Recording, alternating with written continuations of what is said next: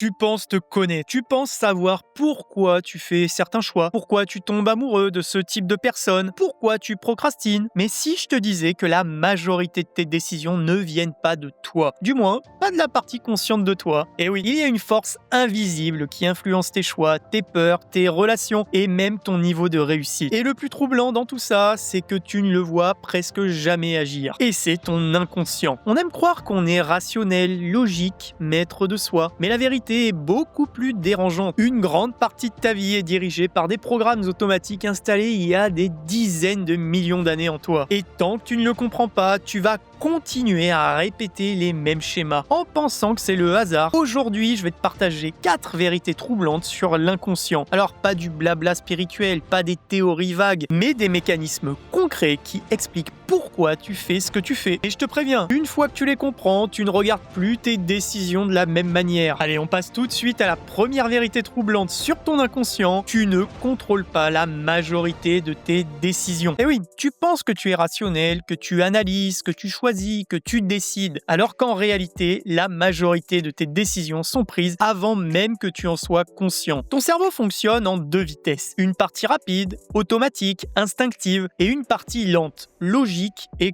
conscient. Le problème, c'est que la partie rapide décide en premier et la partie logique arrive en second. Imagine que tu rencontres quelqu'un, en quelques secondes, tu as déjà une opinion, qu'il y ait de la confiance, de la méfiance, ou de l'attirance, ou même du rejet. Mais tu ne sais pas encore pourquoi. Mais ton inconscient, lui, a déjà analysé en quelques secondes seulement la posture, les micro-expressions, le ton de la voix, ou la ressemblance avec des expériences passées. Puis ton mental arrive et il te dit « Non, mais je pense que c'est parce qu'il a dit ça » ou « Je crois que c'est son style qui me dérange ». Non, la décision était déjà prise. Et c'est la même chose quand tu achètes quelque chose. Tu crois comparer les caractéristiques, mais en réalité, ton choix est souvent porté sur l'émotionnel. Le rationnel ne sert qu'à le rendre cohérent. Et c'est là que ça devient troublant. Parce que si ton inconscient décide avant toi, ça veut dire que certaines de tes erreurs ne viennent pas de ton manque d'intelligence. Elles viennent de schémas automatiques et répétés. Par exemple, tu choisis des partenaires similaires, tu répètes les mêmes habitudes, tu procrastines au même moment et tu penses que c'est un hasard. Comprendre ça, ce n'est pas perdre le contrôle, c'est reprendre le contrôle. Parce que tant que tu crois que tout vient de ta logique, tu ne regardes jamais sous la surface. Mais le jour où tu réalises que ton inconscient pilote une grande partie du jeu, tu commences enfin à te poser les bonnes questions.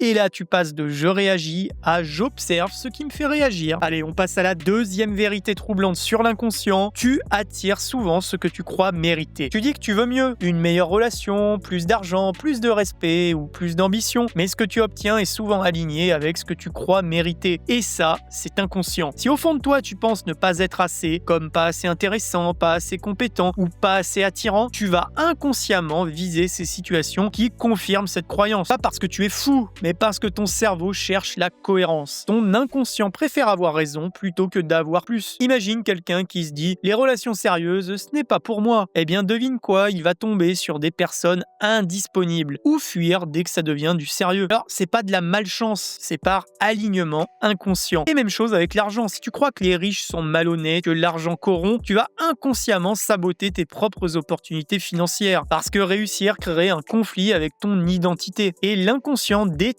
les conflits internes. Ce qui est troublant, c'est que tu peux travailler dur, faire des efforts, te former, mais si ton image interne n'évolue pas, tu reviendras toujours à ton niveau de mérite de départ. Vois-le un peu comme un thermostat, tu montes et tu redescends. La vraie question n'est donc pas « qu'est-ce que je veux ?», mais plutôt « qu'est-ce que je pense mérite ?» Parce que ton inconscient, lui, ne cherche pas à te limiter, il cherche à rester cohérent. Et tant que tu ne changes pas l'image que tu as de toi, tu continueras à attirer ce qui confirme l'ancienne version de toi. Troisième vérité sur l'inconscient qui est assez troublante, ton inconscient déteste le changement. Tu dis que tu veux changer, nouvelle vie, nouveau boulot, mais à chaque fois que tu commences à évoluer, quelque chose te freine. Que ce soit une sensation de procrastination, de doute ou de fatigue soudaine, et tu te dis « je manque de discipline ». Alors pas forcément, ton inconscient aime juste la sécurité. Et pour lui, la sécurité ne veut pas dire meilleur, elle veut dire familier. Même si ta situation actuelle est frustrante, elle est connue de ton inconscient. Ton cerveau sait comment survivre dedans, mais le changement, lui, c'est l'inconnu. Et l'inconnu, pour ton système nerveux, c'est une menace potentielle. Imagine que tu décides de lancer ton business. Alors au début, tu es totalement motivé, puis arrivent les premières critiques, les premiers doutes, l'instabilité ou un problème récurrent. Et d'un coup, Netflix Netflix devient tout de suite plus attirant. Les excuses deviennent logiques, tu reportes au lendemain. Ce n'est pas que tu ne veux pas réussir, c'est que réussir implique de devenir quelqu'un de différent, plus visible, plus exposé ou plus responsable. Et ton inconscient se demande, est-ce que cette nouvelle identité, c'est la mienne? Si la réponse est floue ou négative, il te ramènera instantanément à ton ancienne version. Et là, tu peux être sûr que tu n'avanceras pas dans tes projets. C'est pour ça que beaucoup de gens reviennent toujours à leur ancien niveau après une progression. Comprendre ça, c'est crucial. Parce que si tu crois que tu manques de volonté, tu te juges beaucoup trop. Mais si tu comprends que ton inconscient protège le familier, tu peux l'emmener progressivement vers le nouveau. Je te pose cette question en cette fin de vidéo. Est-ce que tu vas continuer à croire que